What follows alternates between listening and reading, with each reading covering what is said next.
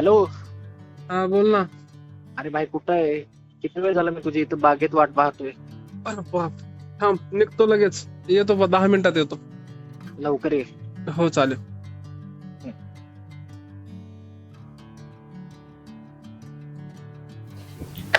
काय रे तत्व त्या एवढा कसला विचार करतोय? शेजारच्या काकूच्या कुत्र्याने परत काय केलं काय? काय नाही रे अंकित, असंच बसलोय. असंच? अरे असंच तर भरूनात पाऊस पडतो. एवढं काय सिरियस आहे? जाऊ चल, वडापाव खाऊन घेऊ. एकदम गरम गरम आणलेत, तुझ्या करिअरच्या विचारांसारखे. मस्करी करू नको यार. वय बघितलं का आपलं? 28 वर्ष. आपल्या वयाची पोरं दुबई अमेरिकामध्ये जाऊन सेल्फी टाकतात आणि आपण काय करतोय इथं? कुठल्या वडापाववाल्याची चटणी चांगली आहे ते बघतो. त्यात वाईट काय आहे?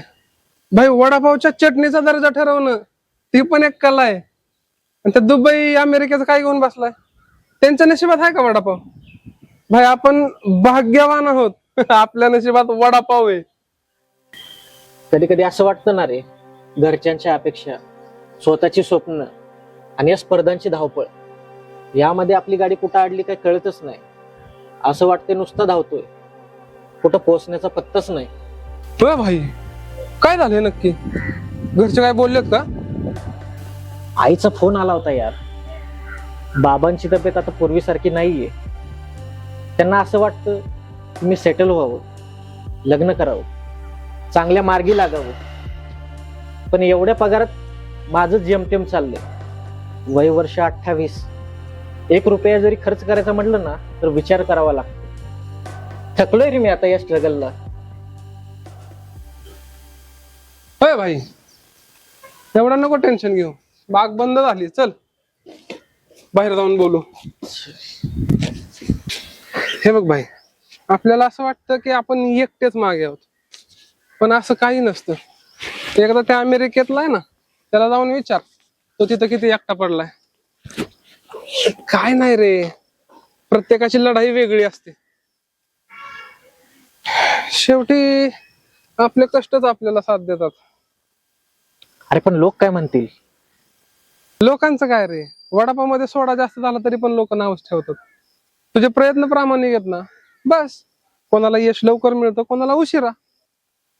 तू अपयशाचा विचार नको करूस. हा काळा, तो गोरा, हा श्रीमंत, तो गरीब, हा बेरोजगार, त्याच्याकडे चांगली नोकरी, हे लोकांनी दिलेलं फक्त लेबल आहे भाई, बाकी काय नाही. तू जेवढं कॅज्युअली बोलतोय ना, तू तेवढा कॅज्युअल नाहीये. मला माहित आहे तुझी पण खूप फाटली आहे, पण तू दाखवत नाही. तू कधी मावळतीचा सूर्य पाहिलाय?